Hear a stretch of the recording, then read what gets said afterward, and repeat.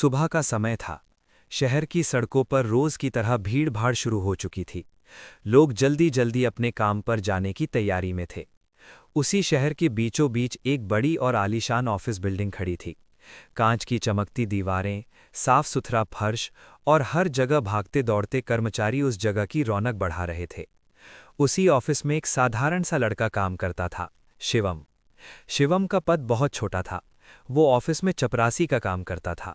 सुबह सबसे पहले आकर सफाई करना, कर्मचारियों के लिए चाय बनाना, फाइलें एक टेबल से दूसरी टेबल तक पहुंचाना, यही उसका रोज का काम था। लेकिन शिवम की सबसे बड़ी खासियत थी उसका शांत स्वभाव। वो कभी किसी से बहस नहीं करता था।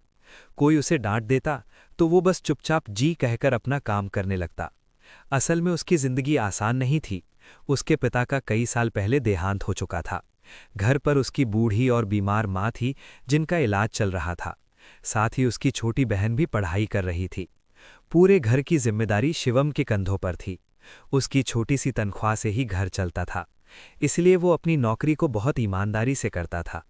लेकिन ऑफिस के कई लोग उसे सिर्फ एक छोटा कर्मचारी समझते थे। कुछ लोग उससे अच्छे से बात करते थे, लेकिन कई लोग उसे नीची नज़र से देखते थे। उस ऑफिस की सबसे सख्त और घमंडी मैनेजर थी रिया। रिया पढ़ी लिखी, अमीर और बहुत आत्मविश्वासी लड़की थी, लेकिन उसे अपनी ऊंची पोस्ट पर बहुत घमंड भी था। ऑफिस में सब उससे डरते थे। उसकी छोटी सी नाराजगी भी किसी की नौकरी छीन सकती थी। उस दिन ऑफिस में एक बहुत महत्वपूर्ण मीटिंग होने वाली थी।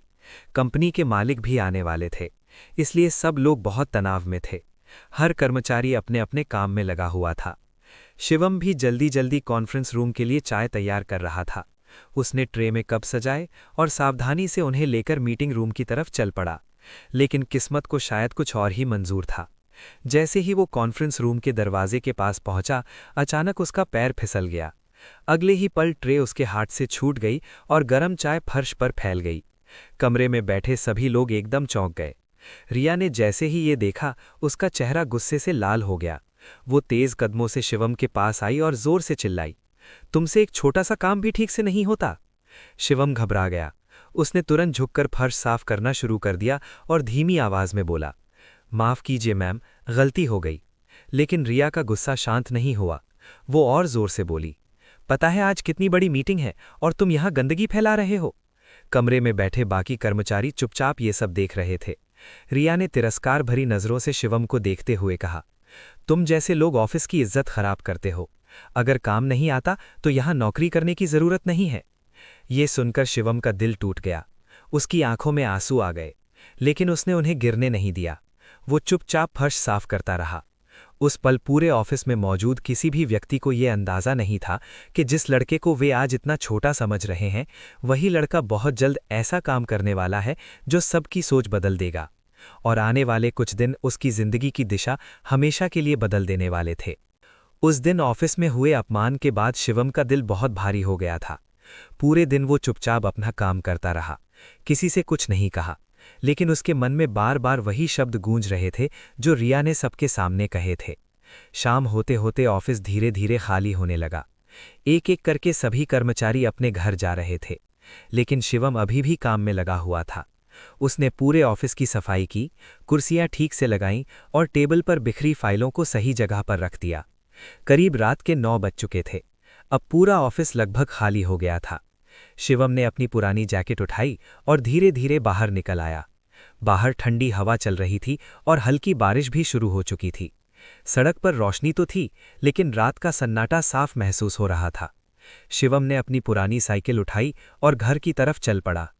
साइकिल चलाते हुए उसका दिमाग कई तरह की चिंताओं से भरा हुआ था। उसकी माँ पिछले कई दिनों से बीमार थी। डॉक्टर ने दवाई और जांच के लिए कुछ पैसे मांगे थे, लेकिन शिवम के पास अभी उतने पैसे नहीं थे। वो सोच रहा था कि अगले महीने की तनख्वाह मिलते ही वो अपनी माँ का ठीक से इलाज करवाएगा। इन्हीं ख्यालों में खोया हुआ वो शहर के एक सुनसान इलाके से गुजर रहा था। तभी अचानक उसकी नज़र सड़क के किनारे खड़ी एक बड़ी कार पर पड़ी। कार का आगे का हिस्सा एक पेड़ से बुरी तरह टकराया हुआ था। बोनट से धुआं निकल रहा था और आसपास कांच के टुकड़े बिखरे हुए थे। शिवम ने साइकिल धीमी कर दी। पहले तो उसने सोचा कि शायद ये पुलिस का मामला होगा और उसे यहाँ रुकना नहीं चाहिए, लेकिन तभी उसे कार के अंदर से किसी के कराहने की हल्की आवाज़ सुनाई दी। उसका दिल जोर से धड़कने लगा। वो कुछ पल वहीं खड़ा रहा।